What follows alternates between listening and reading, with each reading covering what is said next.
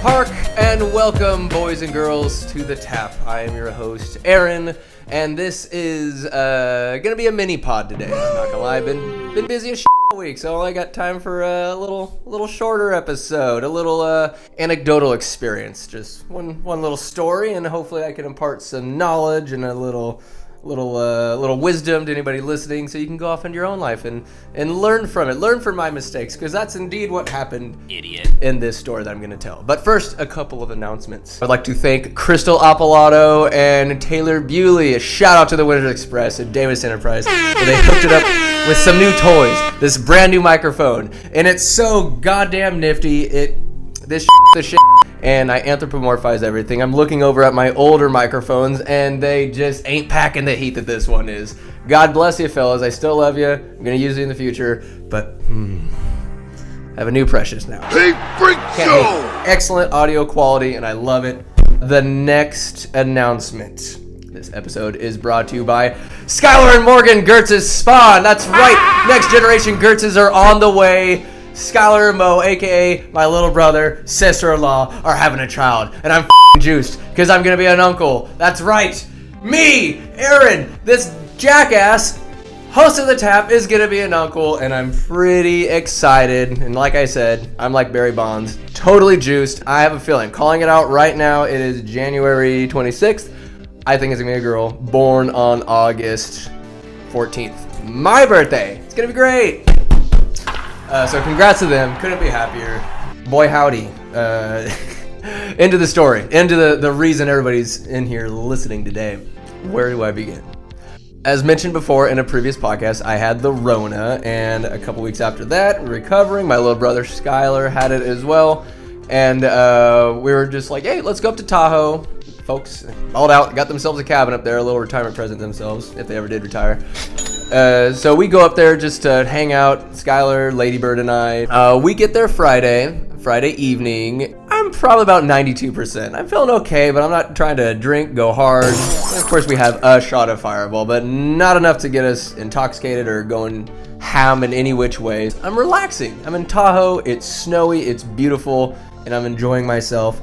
The night goes on, and it's time to go to bed. So I go to bed. I wake up, and to the dismay of anybody who wakes up in the middle of the night, and you gotta take a piss. And I'm like, gosh, I just try to fall back to sleep and hold it till the morning. I made the fateful decision to head to the bathroom. Tough choice, but I had to make it. So I get in there, and as you probably imagine, the urination process begins. And I'm not pushing any harder than I usually do. Just enough to get it out. Skylar's under the impression that I just was going hands-free, just holding on to my nips because I'm just pushing out the piss as hard as I can. Not the case. However, I do start to feel a little lightheaded midstream.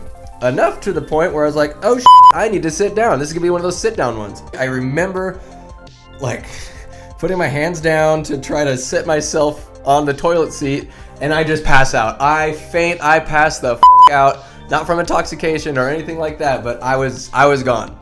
There's some sensation of white.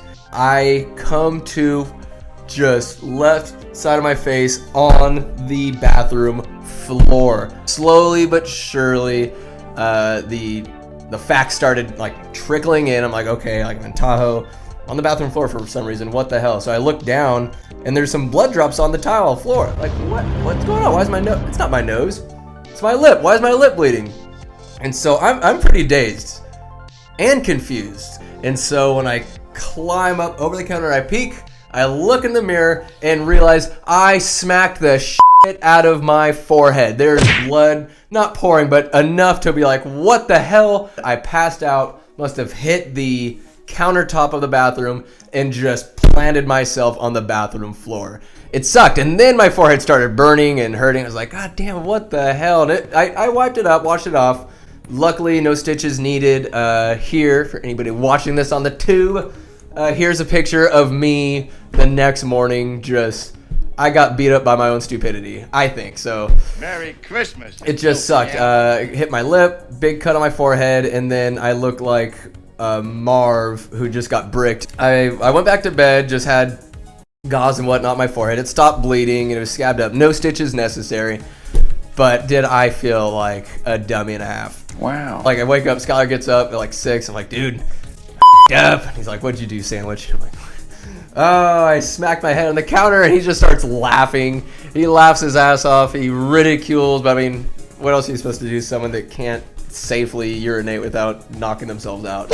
So I set up a doctor's appointment. At this point, I'm a little more worried about why I fainted, why I passed out, because I do recall in Deadpool 1, homeboy's taking a piss when he passes out, and then they found out he has cancer. So in my mind race, it goes a mile a minute, the worst scenarios possible. Talked to the doctor that afternoon, and they were honestly more concerned with the concussion that might have occurred, but I wasn't feeling nauseous. I didn't have crazy headaches or anything like that. Talked to the doc. The doc says what you experience is something called Micturition Syncope, and it's I think I got it right. I looked up about 20 times how to pronounce it. The majority of people who experience this are older men. When you come out of a deep sleep, and essentially you're just taking a whiz, and the blood pressure just plummets from your head, and you pass out. You're done. You're done. And boy howdy, came out of it with a nice scar. As you might maybe see, stupid hat, stupid hair, potatoes. Yeah, call it my third eye, but I got myself a nice Harry Potter scar right in my forehead. It burns when stupidity is near, so my head's on fire all day. So yeah, the doctor is just like, yeah, it happens. She said, be careful. We just, it was a Zoom call. And she's like, yeah, just be careful next time. She's like, yes, I'll be careful the next time I need to take a piss, because apparently it's too dangerous for the likes of me to even contemplate. But I've whizzed multiple times, standing up since, with no ill side effects. Possibly, my body's still recovering from COVID when that happened, altitude, whatever excuses are. My pride took a hit, as did my forehead. Whammy. I'm glad I was not conscious when I hit my head, because that shit looked like it hurt. Just like, total dingus move. Micturition Syncope. Watch out for it. It'll get you. Luckily, I didn't do it outside. I love peeing on ice. Who doesn't love peeing on ice and snow? If I would have passed out there, that could have been nasty. Later that next day, Skylar dropped the news that I'm going to be an uncle. Oh, look at me tie the story all around. Fantastic. I can't wait. Ended up being an awesome trip all around. Came back with a story and a scar. And we're better off for it. Now, I've told you all about this. Beware, Micturition Syncope, because it could get you too. Anyways, so that's my story. That's the anecdote. That's the pod pretty much. And I want to trial and errand. We're going to podcast. We're going to try new things. And I would like to end this pod with a quote of the pod. About that. Whop. This one is by Charles Bukowski. What matters most is how well you walk through the fire. Otra vez? Okay. What matters most is how well you walk through the fire. We're all going through some shit right now. We're all going through something. Everybody is. And just keeping your head up. And I think this, at least for me, really beckons to composure. And just when the poop is hitting the fan, if you're able to conduct yourself well and forthright, doesn't mean you can't be scared. Doesn't mean you can't be subject to emotions or want to react a certain way. But if you can just keep it calm, keep your hand like this, nice and steady, keep your composure and your constitution. You don't become subject to your emotions.